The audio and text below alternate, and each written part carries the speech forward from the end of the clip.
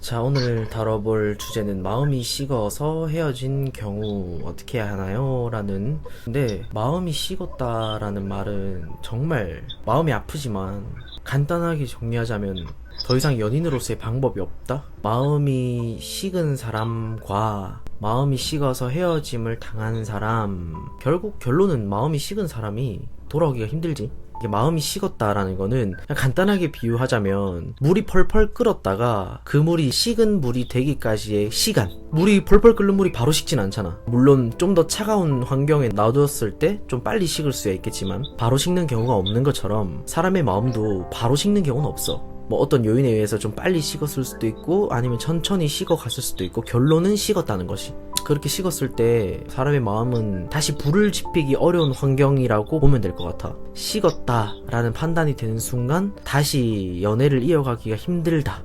지금 당장은 힘든 거지. 뭐 제외하는 거는 그렇지. 뭐 내가 다른 영상에서 얘기했던 것처럼 시간이 다시 둘을 붙여줄 수 있게끔 해줄 수는 있다. 뭐 그런 가능성은 있지만 당장의 마음이 식었다라는 게 기본 베이스로 깔려있는 헤어짐에는 만나기가 어렵지 않을까라는 생각을 해보는 것이. 마음이 식었다라고 판단되는 사람, 나는 마음이 식은 것 같아 라고 생각이 드는 사람들은 빠르게 정리하는 게 맞습니다. 하루라도 빠르게 정리를 하는 거야. 보통 마음이 식어도 조금 애매한 사람들이 있어. 그냥 아닌가 싶기도 하고, 이 식은 마음을 다시 또 끌게 할 수 있지 않을까라는 희망, 결국 정이라는 끈에 묶여서 계속 시간을 보내는 사람들이 있는데 나중에도 똑같아. 이미 마음이 식었다고 본인이 판단한 순간부터 그 마음은 계속 식어 있을 거야. 본인이 마음이 식었다라고 판단되는 사람은 빠르게 상대방과 정리하는 게 난 정답이라고 생각해. 그게 상대방에 대한 예인 건가? 그렇지. 그러면 마음이 식어서 헤어짐을 당한 사람은 어떻게 해야 될까? 마음이 식어서 헤어짐을 당한 사람도 빠르게 정리하는 게 맞고, 마음이 식어서 헤어진 만큼 그냥 본인의 시간을 가지면서 기다리는 게 답이다. 정말 이 사람과 1%라도 가능성을 보고 싶다면 그 사람을 당장 잡는 게 아니라